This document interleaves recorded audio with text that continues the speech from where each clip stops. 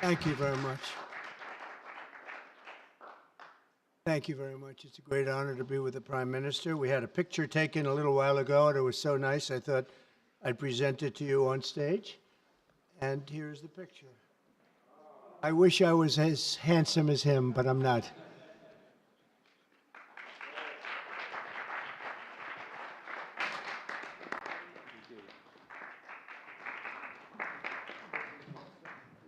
Okay, thank you.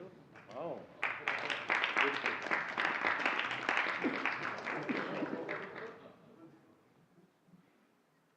Remember that day. Thank you very much, everybody. Appreciate it. I'm delighted to welcome Japanese Prime Minister Ishiba Shigeru to the White House for the first time. And Prime Minister, it's an honor to have you with us, a great honor. Japan is a great country. Thank you very much. Japan is strong and proud. It's a nation that is home to one of the great civilizations in the history of the world. For nearly 80 years, the American-Japanese people have enjoyed a friendship like few others. We've had a great friendship across the vast ocean, and we found ourselves united by bonds of history, commerce, culture, mutual admiration, and great respect.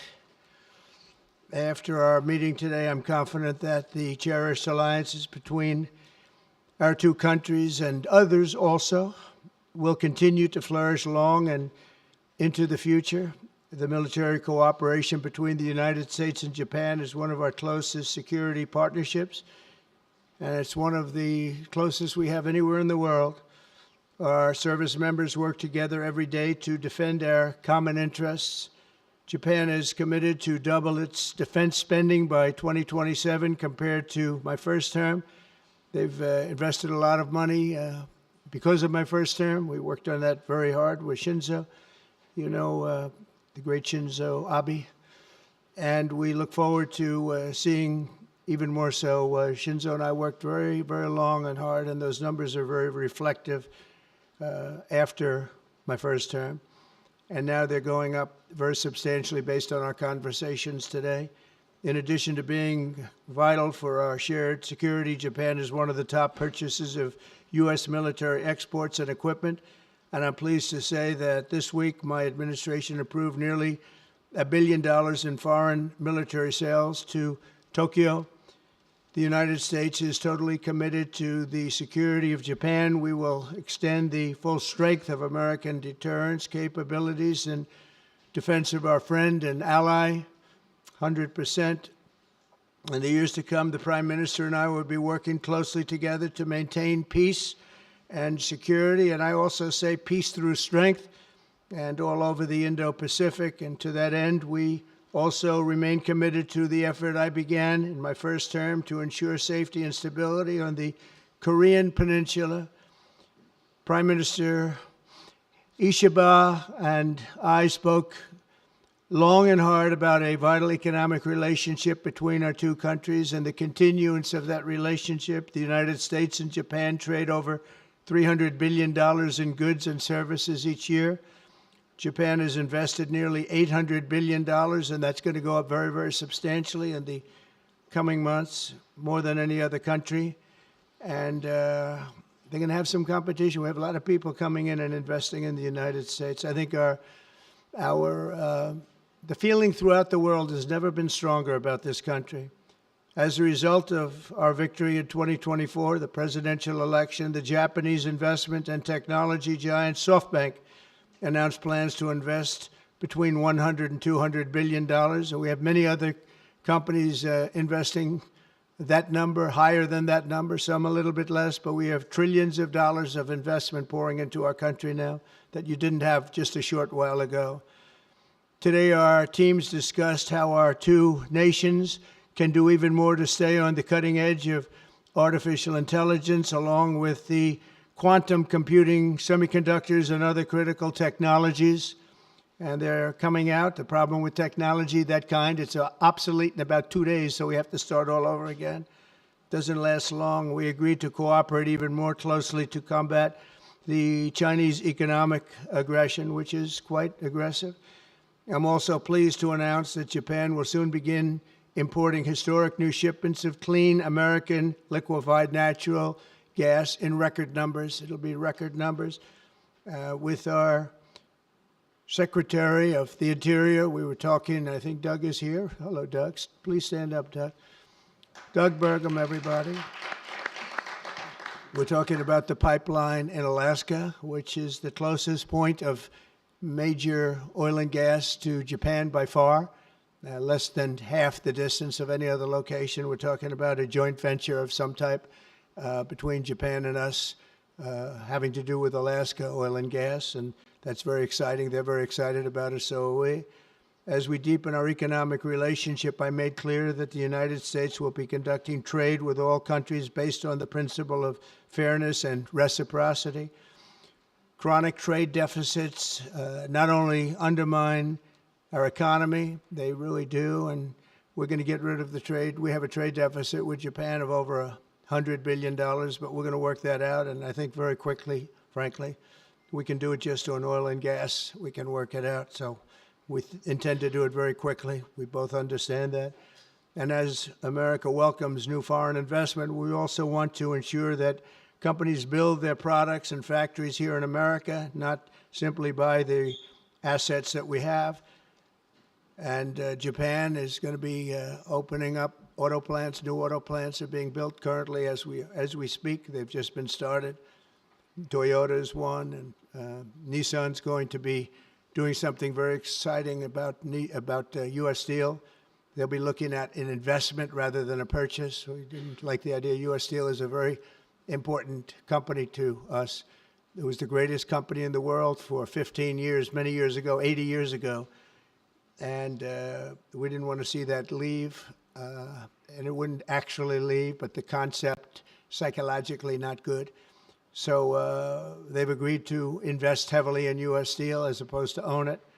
And that sounds very exciting. And we're going to meet with Nissan next week, the head of Nissan, very great company, and they'll work out the details. I'll help. I'll be there to mediate and arbitrate. And I had the privilege of working closely with the great Prime Minister, as you know, and you know him very well, Shinzo Abe, the longest-serving Prime Minister in Japan's history. Likewise, I expect that this Prime Minister is going to be a great one. I really believe that he's going to be a great one. I've gotten to know him for not long, but I can see what they have. He's got the qualities of greatness. He's going to do a fantastic job for Japan and for the Japanese people. And I'd like now to invite the Prime Minister to say a few words, and then we'll take some questions. Mr. Prime Minister, thank you. Thank you very much.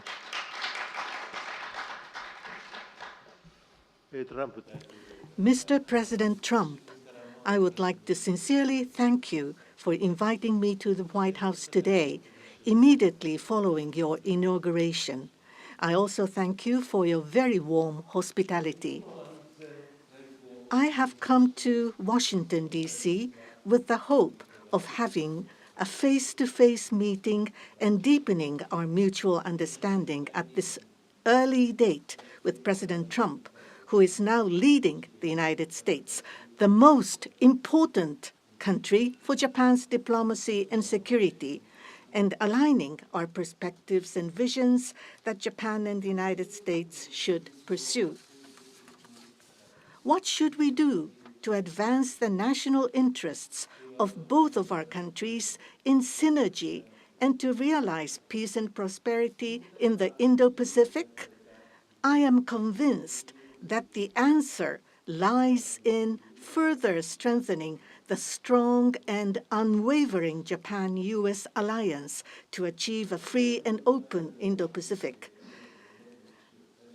President and I concurred to strengthen the deterrence and response capabilities of the alliance and to work closely in addressing strategic challenges that both countries are facing in this region. I conveyed to the President that Japan, as an ally of the United States, is ready to share responsibilities and to play its own role. I also reiterated Japan's unwavering commitment to fundamentally reinforcing its defense capabilities and we confirmed the unwavering commitment by the United States to the defense of Japan. We reaffirmed that Article 5 of the Japan-US Treaty of Mutual Cooperation and Security applies to the Senkaku Islands, with half of the world's population and approximately 60% of the world's GDP. The Indo-Pacific serves as the engine of growth and vitality for Japan, the United States, and the world. President and I also concurred that the United States and Japan will make further efforts in a wide range of areas, working hand in hand together to realize a free and open Indo-Pacific. In this context, we also concurred to further advance cooperation of the multi-layered networks of the like-minded countries, including the Quad, and trilateral cooperation with the Republic of Korea and the Philippines. We also discussed Japan-United States cooperation to bring about growth and prosperity. Economic cooperation, including on economic security, is important from the perspective of strengthening alliance cooperation. Japan is the closest economic partner of the United States and has been the world's largest investor in the United States for 5 consecutive years. Also, with the inauguration of President Trump, the momentum for Japanese companies to invest in the United States is growing even stronger. Today, I conveyed my willingness to cooperate together to elevate Japan's investment in the United States to an unprecedented amount of $1 trillion. President Trump and myself also concurred to elevate the Japan-US partnership to an even higher level through improving business environment and increasing bilateral investment and employment, strengthening each other's industries, leading the world in developing advanced technologies such as AI and leading-edge semiconductors, and strongly promoting efforts to harness the energy of the growing market in the Indo-Pacific region. We also confirmed that we will cooperate to strengthen energy security between the two countries, including increasing exports of United States liquefied natural gas to Japan in a mutually beneficial manner. Regarding foreign exchange, as in the first Trump administration, close discussions will continue between Japanese and the U.S. finance ministers, who are experts in this field. We also held candid discussions on challenges the Indo-Pacific region is facing. We confirmed that we are resolved not to allow unilateral attempts to change the status quo by force or coercion, and to oppose such attempts in the East and South China Seas in order to fully defend a free and open Indo-Pacific.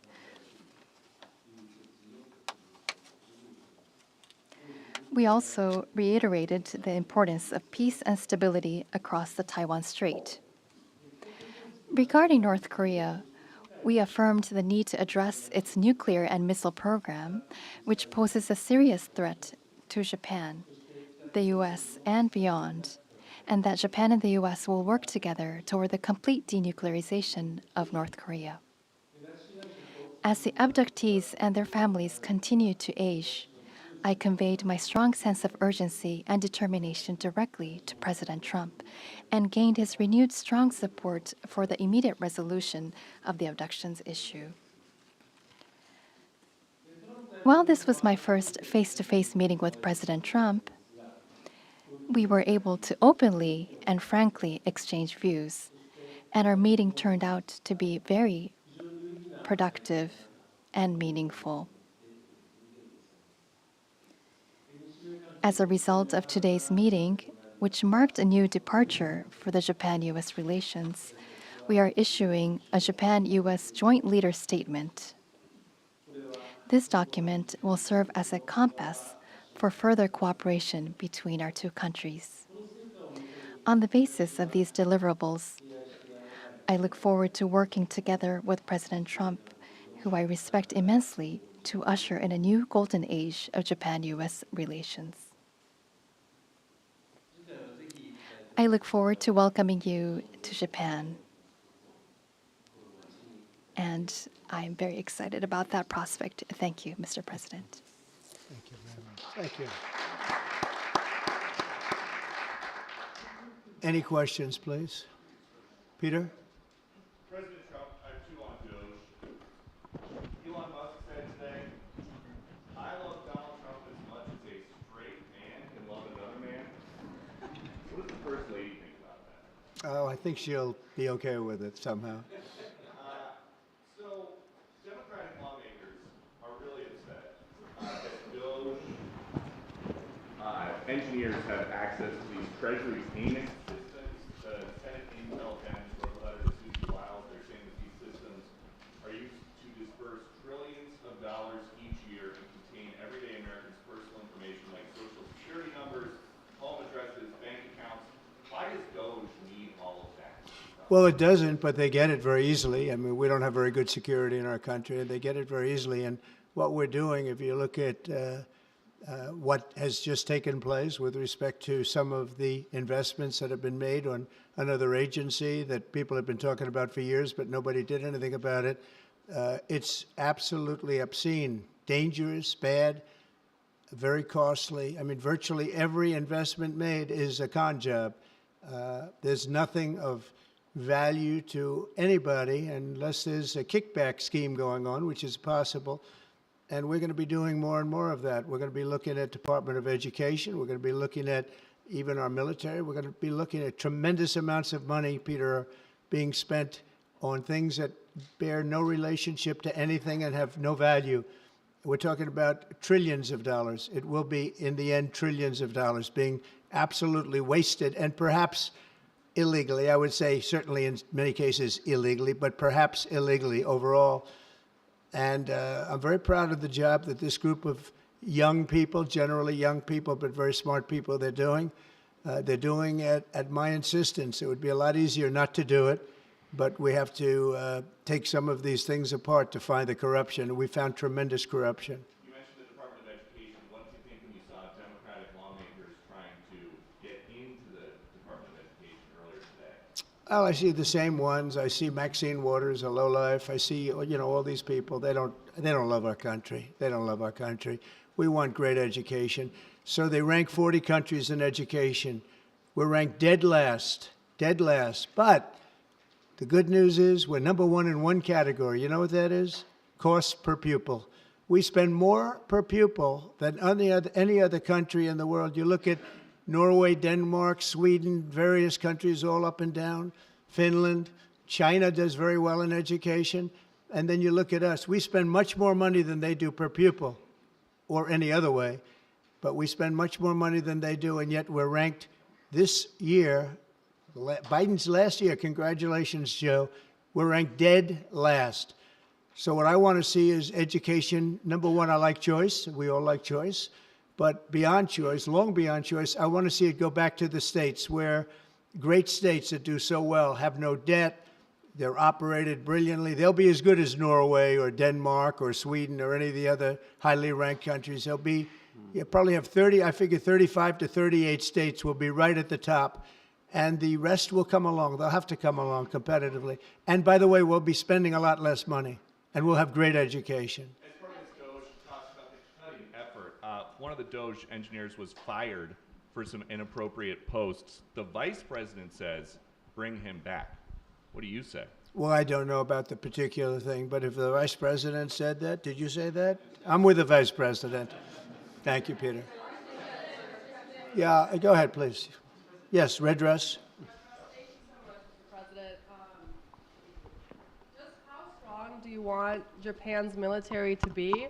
And do you specifically hope that their increased military spending will deter China and North Korea? What did you talk about that today? Well, I want our military to be the strongest. I also don't mind spending so much money on the military because we build it here. It's made in the USA, all made in the USA. We have, I rebuilt our military during my first term. Did a great job. We left some of it behind in Afghanistan, stupidly. There was no reason for that, but it was still as much as it was. It was billions and billions of dollars, but it was a small part of it. But we're going to have the strongest military by far. We have great people. I want to congratulate Pete Hegseth for having gone through the gauntlet. He went through a lot, but he got through, and he's going to be a tremendous, I have no doubt he's going to be a tremendous leader. And other of the leaders sitting here, they're in their own fields. We're going to do something very, very, very great, and we expect great things. But I expect the strongest military by far in the world, far stronger than China, far stronger than anybody, and that's the way it is. Thank you very much. Would you like to ask a question, please? Go ahead. Thank you, Mr. President. Thank you. This is Hiramoto from Nippon Television. My question, let me ask two quick questions. Sure. First, this is the first meeting between Mr. President and Prime Minister Ishiba. So what kind of impression do you have on him? And number two, do you have an idea or do you have a plan to impose tariff against Japan so far? Thank you. I think that he is going to be a great prime minister. I think he's a very strong man, very, very strong. I have great respect for him. I've known him for a long time through a reputation. Shinzo Abe thought the world of him, and I think he's going to do a fantastic job as prime minister. A very strong person. I wish he wasn't so strong. I wish he was a little bit weaker than that, but that's what I got. I have to get strong guys all the time. He's going to be a great prime minister. I also, in terms of tariffs, I mean, we're going to have tariffs, mostly reciprocal tariffs, where we go with, and I'm going to be probably meeting on that Monday or Tuesday, have an announcement, probably a news conference, but probably reciprocal tariffs where a country pays so much or charges us so much, and we do the same. So very reciprocal, because I think that's the only fair way to do it. That way, nobody's hurt. They charge us, we charge them. It's the same thing. And I seem to be going in that line as opposed to a flat fee tariff. Okay? Yes, go, please. Please, go ahead. Why don't you go ahead?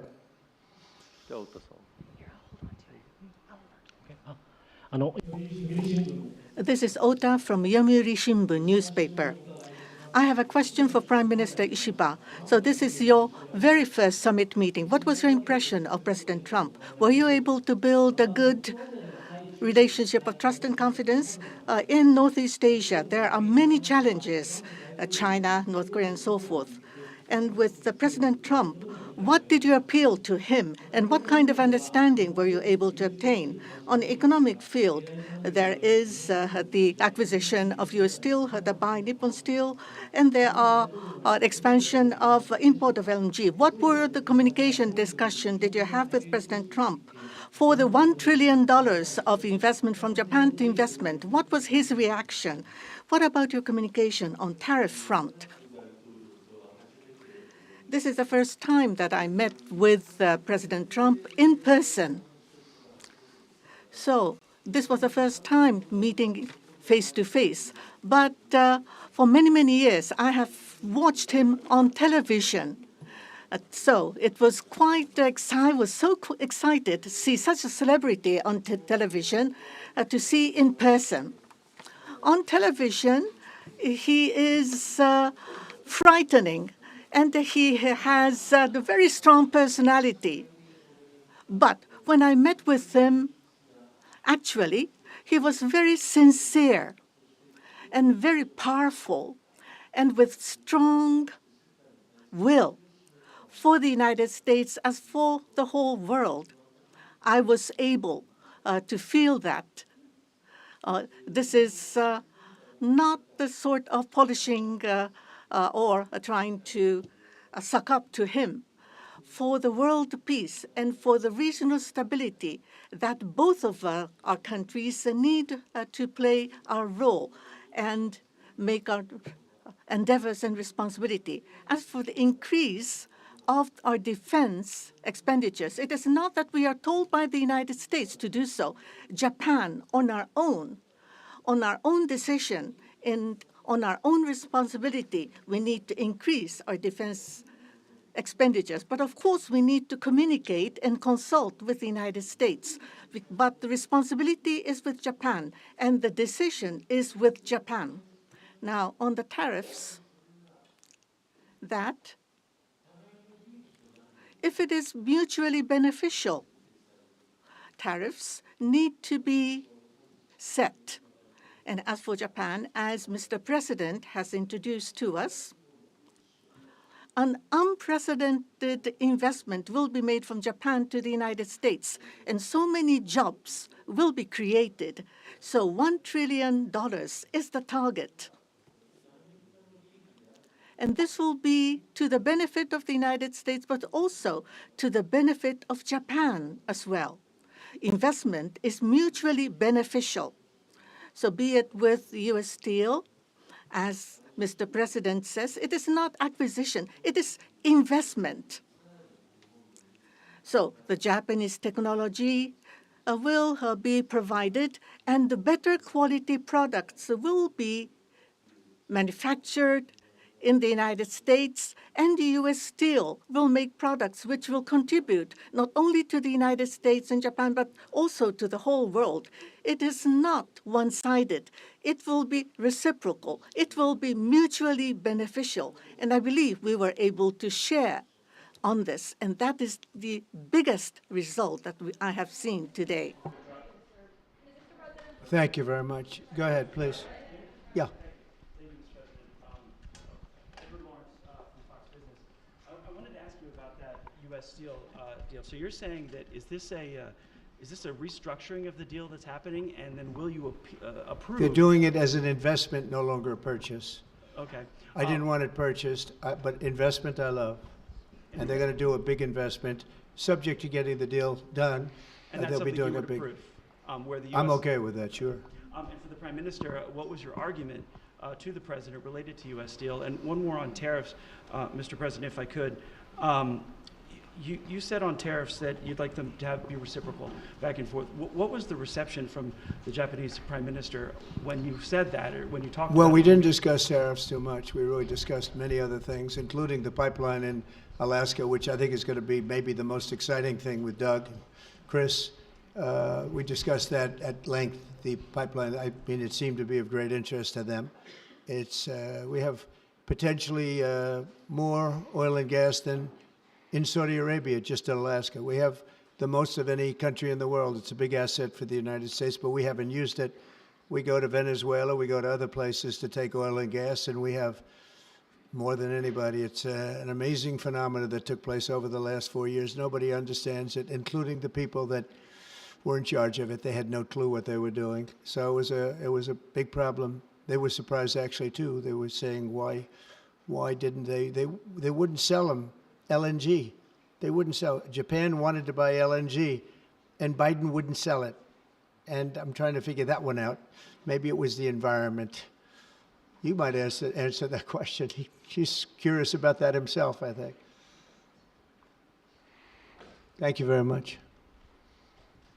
If you want to answer that, you may, about LNG, that the United States wouldn't sell you LNG.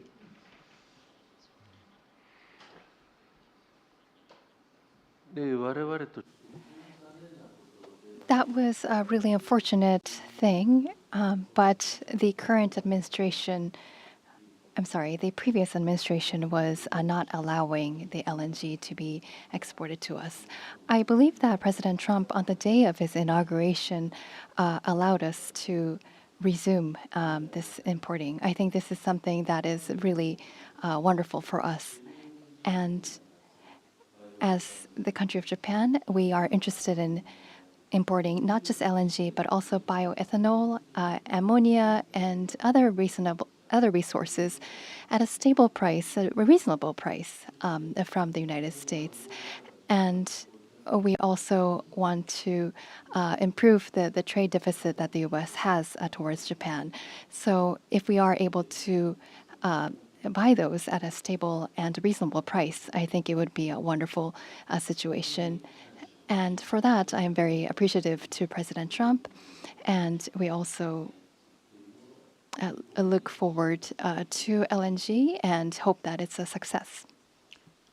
I want to just say that on the ethanol, Iowa is going to be very happy. All of the Nebraska, all of our farm states are going to be very happy. They want ethanol. and we'll be able to provide it. So our farmers, who I like and they like me, I think they're going to be very, very happy. We've opened the sale of LNG immediately, actually. We did it a few days ago. And China, right now, not only China, everybody wants to buy it. We have more than anybody, and they're all buying it. But Japan in particular, we're very happy that they're going to start immediately. And we can supply it to the world, but we're supplying it to Japan, and they're going to always be right up in the front of the line. Yeah, go ahead, please. Go ahead. Thank you so much. And Mr. Prime Minister, I have a question for you as well, but Mr. President, I'll start with you. Quickly to follow up on what Peter was asking, have you directed Elon Musk to review Pentagon spending, given it's the biggest discretionary spending Yes, in I the have federal Pentagon, budget? education, just about everything. We're going to go through everything, just as it was so bad with what we just went through with this horrible situation we just went through. And I guess 97% of the people have been dismissed. It was very, very unfortunate. You're not going to find anything like that, but you're going to find a lot. And I've instructed him to go check out education, to check out the Pentagon, which is the military. And, sadly, you'll find some things that are pretty bad. But I don't think proportionally you're going to see anything like we just saw. FBI has turned over a list to the Justice Department of the FBI agents who worked on the January 6 rioters cases. Are you planning to fire the FBI agents who worked on those investigations? No, but I'll fire some of them because some of them were corrupt. I have no doubt about that. I got to know a lot about that business, that world. I got to know a lot about that world, and we had some corrupt agents, and those people are gone, or they will be gone, and it'll be done quickly and very surgically. Did you have a question for the Prime Minister? Talk up. Are those the ones who worked on the January 6th? I don't know. I know we have some that are very corrupt and we don't like it. We're going to bring back the reputation of the FBI. Kash Patel is going to do a great job, and we're going to bring back the reputation of the FBI, which has been hurt very badly. It's been devastated over the last 4 years. You have just been meeting for the first time with President Trump. The last administration famously did not have hardly any, if at all, contact with North Korea. President Trump certainly did the last time he was in office. Would you like to see him resume that contact and also that in-person meeting that he had with the North Korean leader, Kim Jong-un?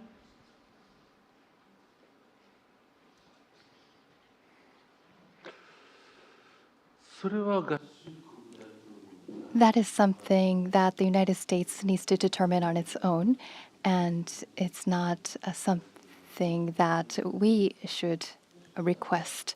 Having said that, but for example, in Vietnam or Singapore, the President of the United States, President Trump, was able to meet with Kim Jong-un. I think that's a very positive development.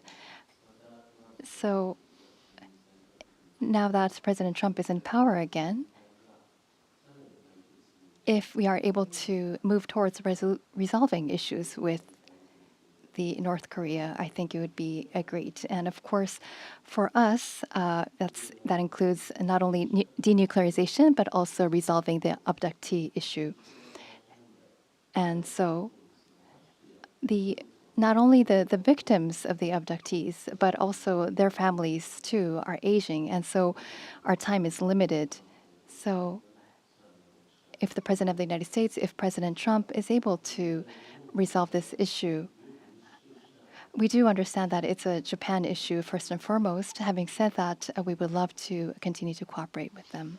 It's actually a good question, and we will have relations with North Korea and with Kim Jong-un. I got along with him very well, as you know. I think I stopped the war. I think if I wouldn't have won that particular election, you would have ended up in a very bad situation.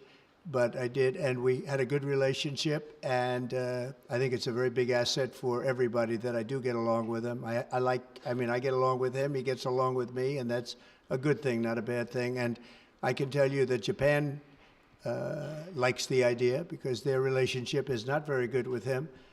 And if I can have a relationship with not only him, but other people throughout the world where there seem to be difficulties, I think that's a tremendous asset for the world, not just the United States. Go ahead. I have a question for you and for the Prime Minister as well. Mr. President, I wonder what you make of the criticism from Democrats that these staff reductions, the cuts that Elon Musk and Doge are doing are an unlawful power grab. And is there anything you've told Elon Musk he cannot touch? Well, we haven't discussed that much. I'll tell him to go here, go there. He does it. He's got a very capable group of people. Very capable. They know what they're doing. They'll ask questions, and they'll see immediately as somebody gets tongue-tied that they're either crooked or don't know what they're doing. We have very smart people going in. So I've instructed him, go into education, go into military, go into other things as we go along.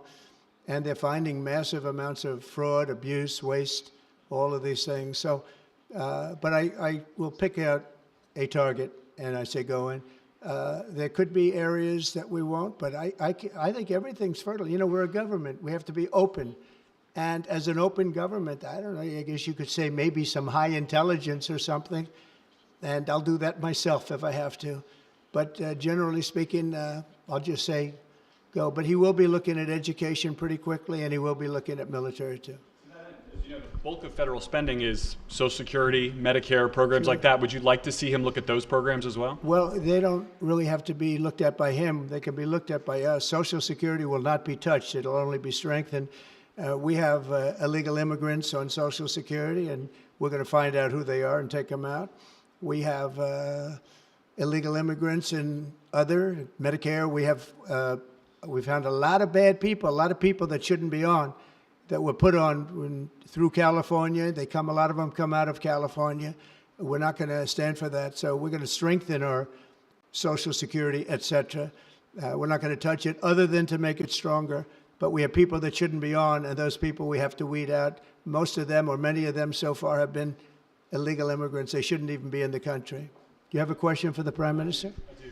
Mr. Prime Minister, the President's affinity for tariffs is well known. If the U.S. places tariffs on Japanese imports, would Japan retaliate?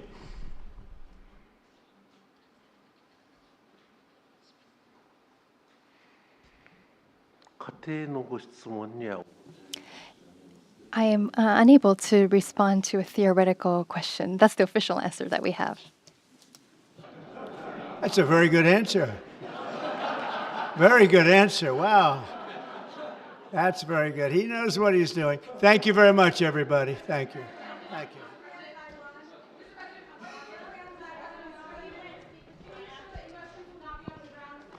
Thank you, everybody.